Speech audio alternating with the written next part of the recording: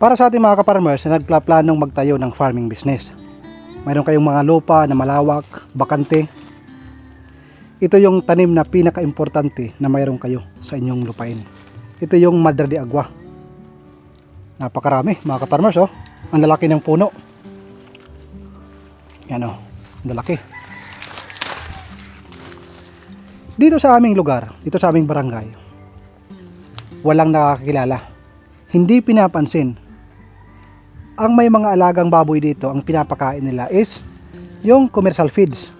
Hindi nila alam na sa pamamagitan ng paggamit nito, pagtatanim ng marami, malaki ang matitipid natin sa ating farming business o pag-aalaga ng baboy, pag-aalaga ng mga heritage chicken at mga native na baboy, pati na rin sa kambing at baka. Hanggang doon mga ka-farmers, ang tataba, ang lalaki, green na green. Itong lugar na ito, may kalayuan ito sa ating farm na sisimulan. Kung malapit lang sana tayo, napakaswerte natin. Kaso malayo tayo, ang gagawin natin, yung mga malalaking puno, yan yung ating kukunin ngayon. Libre mga ka-farmers. Yung ating kukunin, yung mga malalaki, katulad nito. Yan yung mga mother tree kung tawagin. Meron ako napansin dito, delikado ito mga ka-farmers. Ang tawag dito sa amin is bayod. Ano bang tawag sa inyo niyan? Delikado yan. Kasi nagbubuga yan ng likido na pag tumama sa iyong balat, masakit at hindi matanggal yung kulay. Nagkukulay yelo. At pag napunta yan sa inyong mata, maaaring makabulag. Yan yung kanyang panlaban. Kumbaga sa ahas, yun ang pinakabinom niya nang gagaling sa kanyang katawan.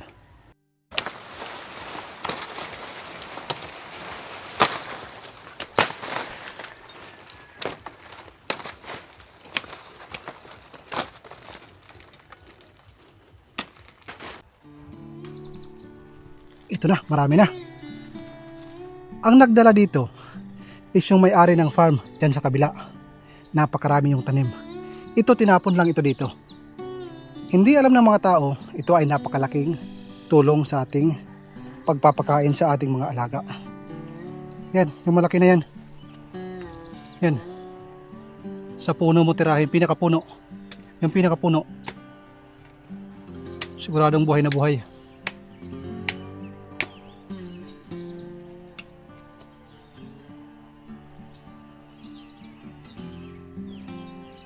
Ang behavior kasi ng Madre de Agua, ito, nagkakaroon siya ng ugat.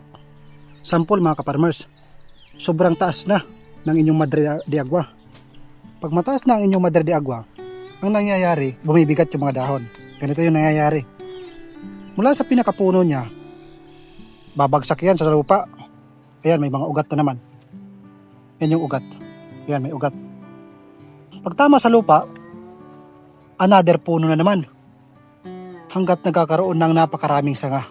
Napakabilis nitong dumami. Ito, napakataba mga ka-farmers. Napakarami, oh. Yan ang taba. Ang gustong gusto na lupa ng ating Madre de Agua ay medyo basa-basa at medyo nasa ilalim ng mga puno. Basura lang ito sa paningin o damo na walang kwenta dito sa aming barangay na ito. Pero hindi nila alam, sekreto ito para maging isang successful na farmers o mga nag-aalaga ng hayop. Sabi ng kapatid ko, kasi nang nasa abroad pa ako, sabi niya, basurahan to dito. Kumbaga dito tinapon yung sanga at ngayon, hindi na mabilang sa dami ng Madre de Agua. Marami yung maliliit ka farmers. Pero sabi ko sa kapatid ko, mas maganda yung malaki at mahaba. Kung nakita nyo yung last video natin na in-upload, yung mga Madre de Agua na yon, tig-2 dangkal lang yung ating mga tinanim. Pero ito, sing taas ng tao yung ating itatanim. Para pag mabuhay, mas maraming dahon ang kayang i-produce at madali tayo makakapag-harvest. Kailangan pantayin natin mga ka-farmers. Dahil yung ating dala, yung sasakyan, baka makatusok. Yan. Ito, yung ating ang bigat pala mga ka-farmers. Yan, may mga dahon na nga. Yan, may mga ugat na, oh. Siguradong mabubuhay 100%. Kaya ibinabahagi ko ang videos na ito para sa ating mga ka-farmers. Kung ikaw man ay nasa trabaho, nasa Pilipinas man, balak mong mag-resign, mag-for good, at magsimula sa inyong farming business, ito ang solusyon para makatipid tayo sa patuka o pagkain ng ating mga alaga. Pwede natin haluan ng darak ng palay at darak ng mais at kunting feeds. 70% organic, 30% commercial feeds. Sa ganyang paraan, malaki ang pwede nating matipid. At pag mas malaki ang tipid, mas malaki ang ating kikitain. Kaya kung ikaw ay nagplano magtayo ng farm, mas mainam, ngayon pa lang, magpatanim ka na, maglabas ka ng pira. Hindi naman ganun kalaki yung pira na inyong ilalabas. Pwede nyong bilhin ng 1, 5. Pwede na yan mga ka-farmers. At iba na rin yung magtatanim. Babayaran nyo rin. Para sa pag-uwi nyo sa Pilipinas, marami na yung dahon. At sa pag-isimula nyo sa manukan at sa baboyan, mayroon na kayong maya-harvest. Napakagandang idea. Ang bigat niyan mga ka-farmers. Ayan. Iiwan ko sana, pero sabi ng kapatid ko dalhin daw. Dahil konti lang yung nasa bahay na pagkain ng ating mga native na baboy. Siya yung nag-aalaga ng ating 3 inahin na native na baboy. Nasa gilid lang ito ng kalsada.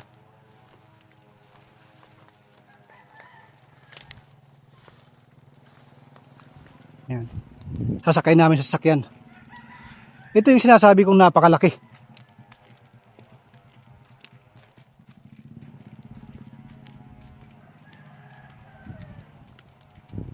Ayun ka-farmers, kahoy na talaga siya. Mahirap nang patayin yan. Dadami na lang yan yung sanga.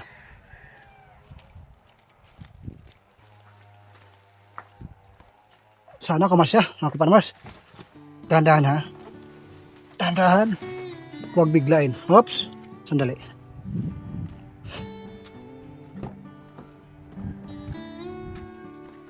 Sobra. Sige lang, kasi natin. Dahan-dahan lang ha. Nasakit. Hop. Sumasabit. Sige pa. Sige pa.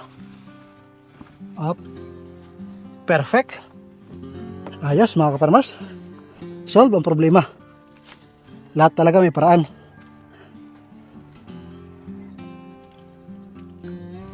Sagad siya hanggang dito. Kagandahan sa ating sasakyan, kahit maliit, hindi ganun kalakas. Itong mga upuan na ito ay pwede itong maitupi, pwedeng mahiga. Kaya ito ang pinili kong sasakyan. Pwede sa pamilya, pwede pang kargahan.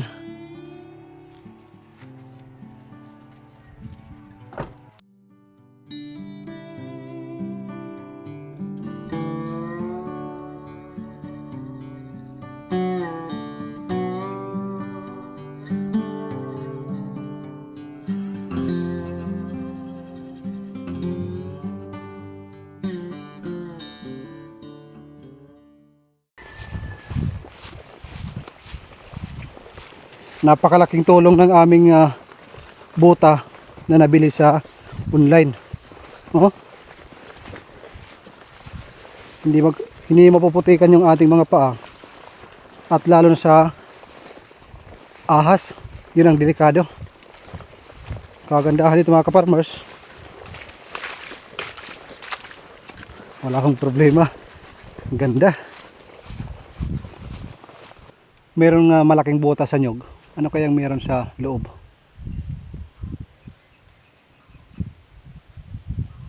Ano kayo nakikita mga ka-farmers? Baka may ahas. Minsan binabahayan niya yung malaking butiki. Ito mga ka-farmers, isa sa organic na pagkain ng alaga nating native na baboy. Kahit yung hyper, pwedeng pakainin yan. 70% na organic, 30% na commercial feeds. Pwede darak ng palay, darak ng mais. Bibili tayo ng shredder, napakarami yan dito mga ka-farmers. At kahit kumuha ka saan lugar man, wala akong problema. Kahit sa ibang lupa mga ka-farmers, doon yung katabi, wala akong problema, napakarami yan. Ngayon oras na para itanim yung ating Madre de Agua. Ito yung part na ito, hindi nabuhay dahil sa kambing. Inubos. Ito na lang yung mga natira. Swerte ito mga kaparmers kasi hindi dinaanan ng kambing. Nandun yung makapal natin na Madre de Agua sa likod. Yan sa puno ng kawayan. Mas dumadami siya pag malilim at mataba ang lupa. Ayan, pa-straight na yan. Punta sa gilid. Ito kasi yung kumbaga ito ang pagitan. Simula dito, papunta doon, iba na yung may-ari ng lupa. So dito tayo sa pagitan, magtatanim. Papunta doon sa dulo. Buhay na nga kahit hindi pa itinatanim.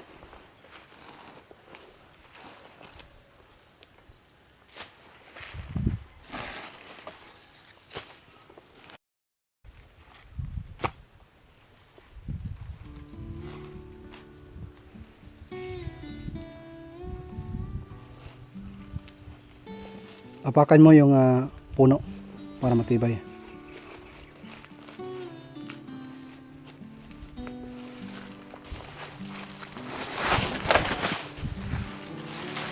Ito yung kahoy na kailangan natin sa ating farm.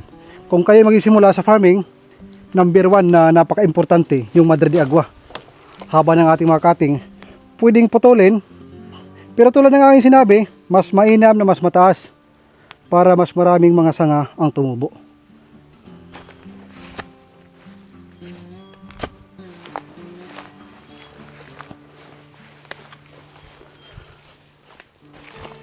Mainit mga kaparmers.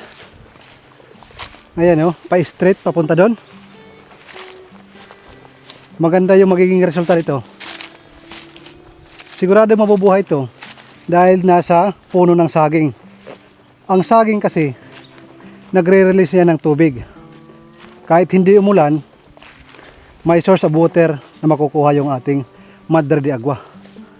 Ang pagtatanim ko ng saging na saba, ang pinaka main purpose talaga yan, panghalo sa ating organic na pagkain ng ating alagang manok, pabo, at maging ng ating native na baboy. Mayroon nag-comment, sabi niya, mas mainam na mayroon tayong kambing. Maraming salamat, pero yan na talaga yung ating plano. Maraming alaga yung ating ilalagay dito. Ngayon kaparmers, nagmumukha akong kawawa. Madungis, amoy bukid. Pero darating ang panahon, pag napakaganda na yung lugar na inyo nakikita, mayroon na tayong bahay, maganda na yung ating range area, doon na ma-appreciate ng tao yung ating ginagawa. Sa ngayon mga kaparmers, ang sinasabi ng ating mga kakilala, ating kabag-anak, bakit mo iniwan ang abroad? Ang ganda ng trabaho mo, naka-aircon ka. Ang sagot ko naman, okay lang yan, sisipagan ko lang dito. Kasi ang pagkakaalam nila, walang pera sa farming. Yan yung ating patutunayan sa kanila. Yan yung aking gustong ipakita sa kanila, sa mga nagsasabing walang pera sa farming business.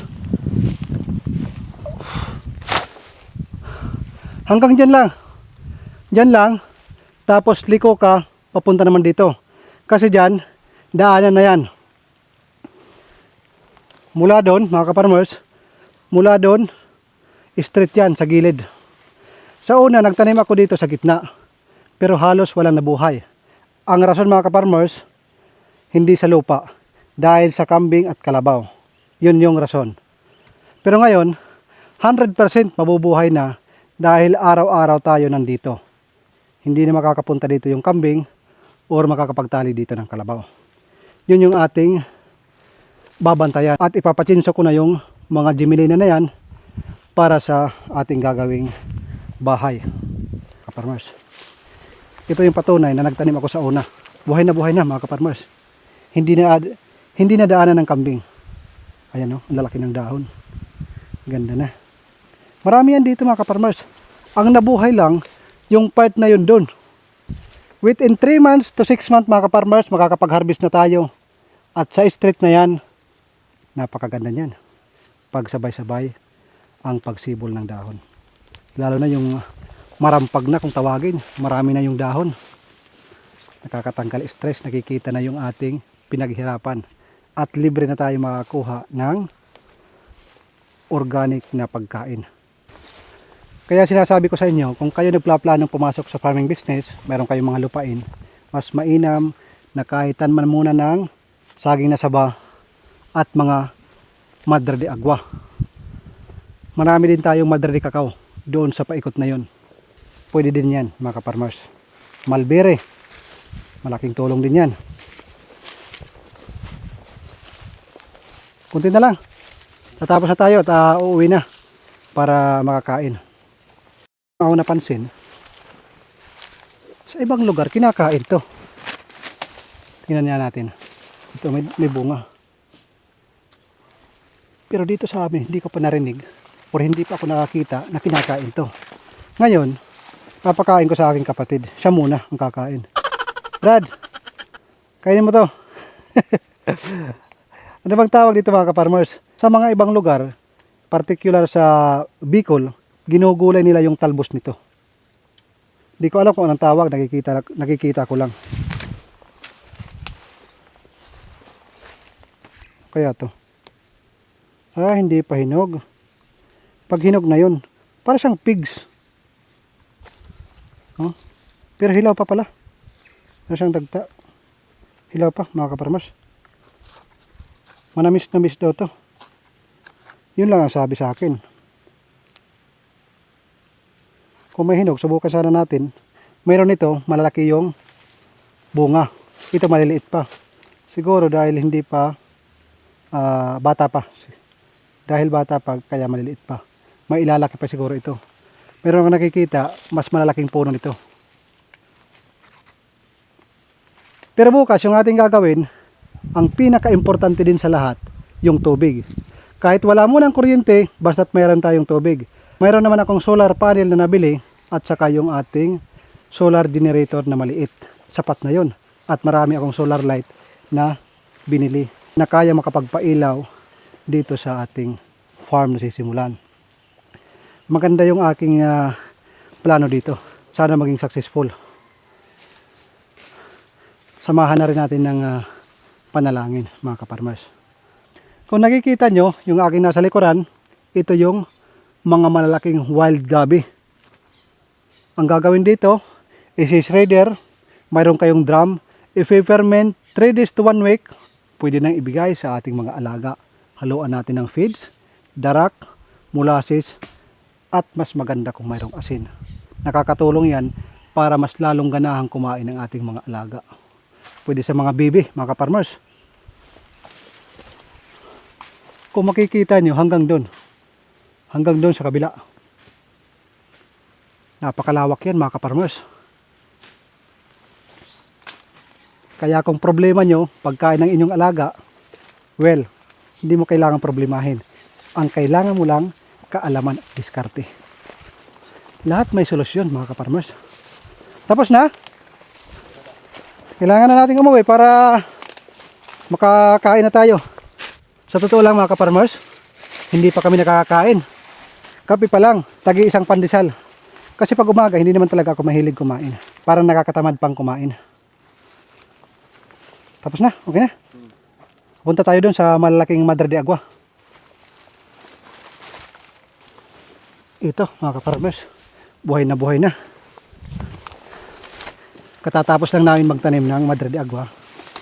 Ayan, lalaki na. Nakakatuwang tingnan na yung ating pinaghirapan talagang nabuhay. Ayan mga kaparmers, laki nito. Ito rin. Ito. Pag ganito kalalaki yung ating madre de agua, napakahirap na yan patayin. Kasi ang mangyayari, babagsak yung mga sanga. Katulad nito, babagsak. Lalo na pag marami ng dahon. Pag bumagsak, pag dumapo sa lupa, magkakaroon ulit ng ugat. Sisibol na naman. Ito pa mga kaparmers. Yan.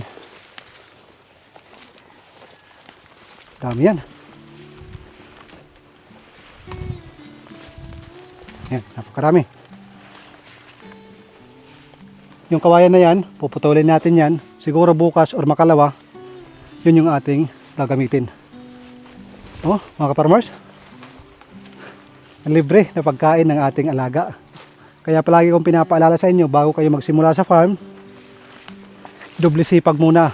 Pag nasa abroad pa kayo o nagkatrabaho pa kayo, maglabas kayo ng pera, magpatanim kayo, malaking tulong yan sa patuka, pagkain ng ating lahat ng ating livestock. Yan, oh. Ayan.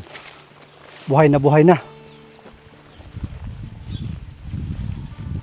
So paano mga ka-farmers? Kami muna ay uuwi na at nagugutom na kami. Maraming salamat sa pagsama nyo sa episode na ito. Magandang araw at magandang buhay.